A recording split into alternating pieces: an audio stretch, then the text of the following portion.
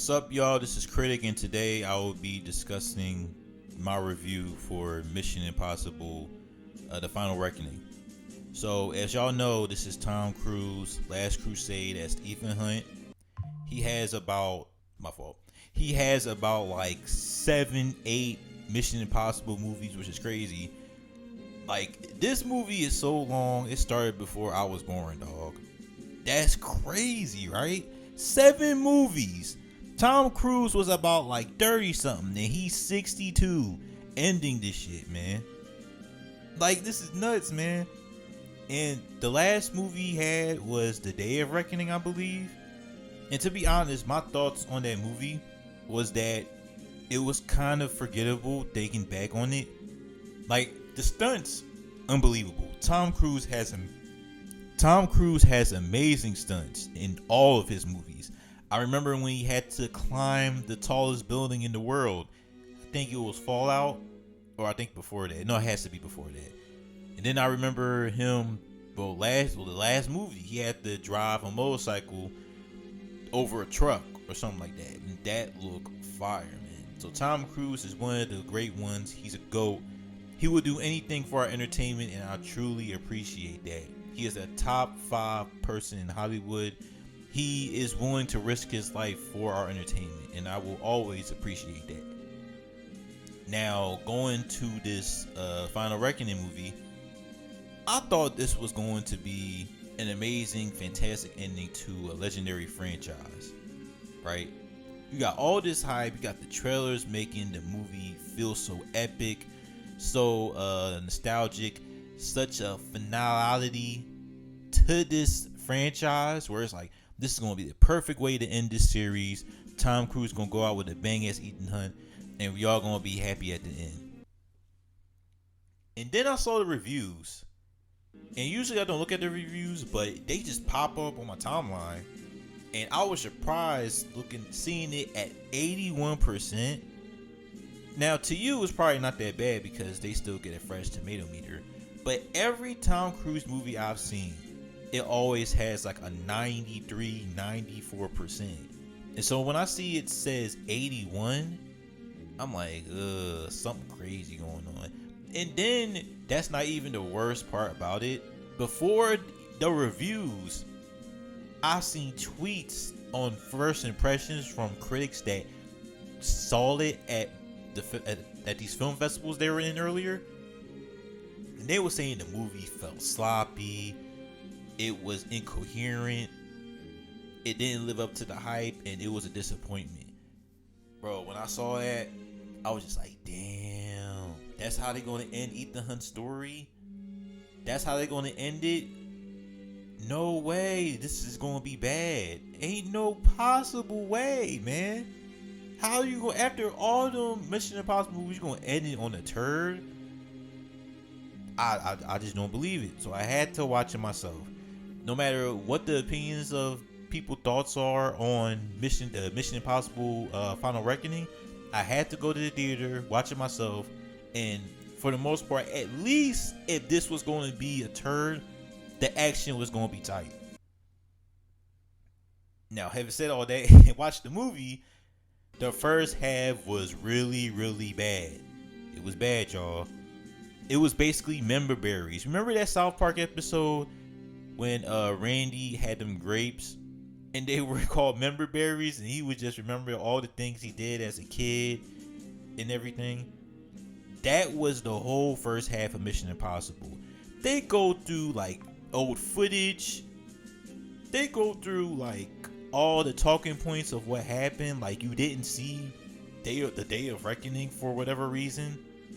And that's the crazy part, man. I came in here thinking like, oh, I'm going to see the continuation of the Day of Reckoning. And guess what? I'm just seeing the whole recap of the whole movie for the first half of the movie. I'm like, what is this?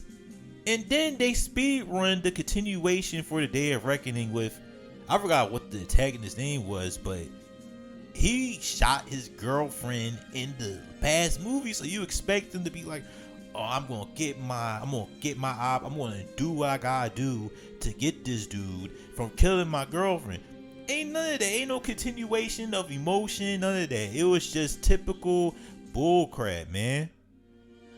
And so I'm just here looking at this first half, seeing how sloppy it is, and I'm just like, man, what did they do to this movie? Why is it like that? And so I'm just looking at it like, damn, the reviews, the critics are probably right of what's going on. But then the second half come by, and that's when I'm like, okay, we're going somewhere here. We see Mr. Milchek as this well, I don't know what it's called, like the not Marine, but like Navy person trying to help him out. We see Katie O'Brien, who is this new up and coming muscle girl that was in that movie with Christian Stewart. I don't know if y'all remember that. I think it's called Blood something, but she was good in here. And they start picking up with the action and stuff. The action and everything was amazing, by the way. Of course, because it's Tom Cruise. And then the ending was just, that's fine, you know. It is what it is. This is how it ended. And so I'm like, man, the action, the execution is still great. Tom Cruise is still an amazing actor that always tries to do his best when it comes to making these eventful movies. But at the end of the day, I felt that they could have done better with this movie, and it should have been well executed. The action was well executed, but the story and the plot and the progress of everything within the finale of this series was just underwhelming. That's just how I feel personally. If this is the way it's going to end, this is the way it's going to end. Some movies don't need to be 7 to 8 movies. That's the crazy part. Why 8 to 7 movies of Mission Impossible? There's 10, 20 movies of Fast and Furious. Like, what are we doing, man? We don't need this. And this is why people are so disappointed with this movie. They could have ended with like Fallout. They could have ended on a banger. Instead, Hollywood got greedy. They could have ended on a banger. Instead, Hollywood got greedy. They asked Tom Cruise, hey, Mr. Cruise, can you add 2 more movies here? Because we can get something going here. Instead of being like, hey, we're going to end this stuff right here and leave it at that. But no, they got greedy. And now there's disappointment with this movie. And they ended on a whimper. So there's just nothing to say about it. But like I said, Tom Cruise will always get my respect when it comes to uplifting Hollywood and making sure everything be in the theater, that the sound is great, that you're having a good time watching it at least. No matter what the quality of the story and the characters are, you're going to look at the screen and feel something. So that's all I can say about Mission Impossible, The Final Reckoning. Also, my girl though, the girl that played from Guardians of the Galaxy, amazing woman, like her. Glad she got like a little bit of action going on, like she did in the last movie. Ving Rhames, it's always great to see him. I always remember him from Baby Boy. I always remember him for Baby Boy and the Quentin Tarantino movie that I seen for a minute. Amazing actor. Yeah, all the actors are great, man. So the actors, the acting was cool. The action was amazing, but the story and the plot and the execution of it all was really, really sloppy. And that first half killed the whole movie, and that's disappointing. So that's my review for Mission Impossible: The Final Reckoning, and I'll see y'all later. All right, y'all. Peace.